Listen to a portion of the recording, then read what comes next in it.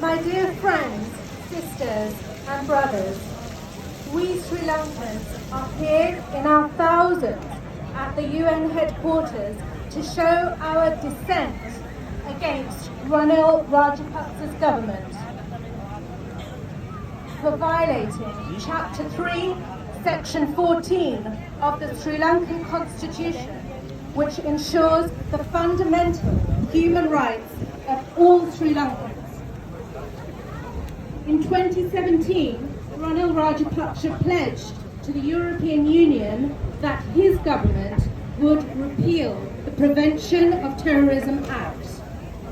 However, he has not fulfilled his pledge, but used the same act to detain Vasamtha Mudalige, the convener of the Inter-University Students' Federation, plus 2 others.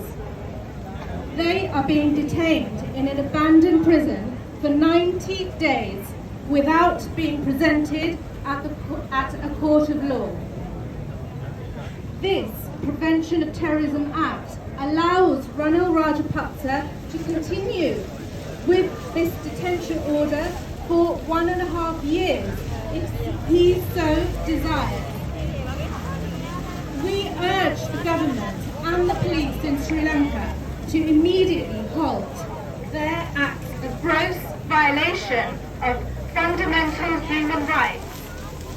Friends, the Human Rights Commission starts their session in September, in a few days' time.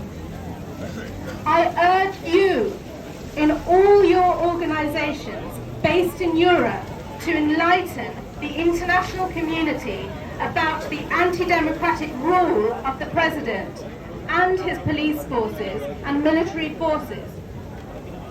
The Sri Lankan people are still being robbed by the Rajapaksas with Ranil's blessings.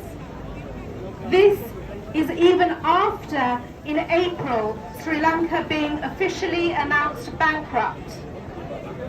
According to the central bank, the country now owes over $100 billion in loans. This is the balance sheet that we have inherited today from the rule of the 2 parties, the UNP, SLFP, including the Pahutua, since 1977. So, let's rally with our fellow Sri Lankans in this freedom struggle, in this Aragalaya. Let's help trace and recover the wealth and property robbed by the Rajapaksas and their henchmen, and let's take legal action to put them in jail. Let's stay united, leaving aside all differences of party, race and religion. Let's help fight for a democratic governmental election. Let's do everything we can as expatriate community to help rebuild the country through electing a government that is zero tolerant to corruption, nepotism and cronyism, putting a halt to all forms of abduction, detentions and harassment. My dear friends, let us stand, all of us, as Sri Lankans, as sisters and brothers, and pledge our support to our motherland, our Sri Lanka and our Aragalaya.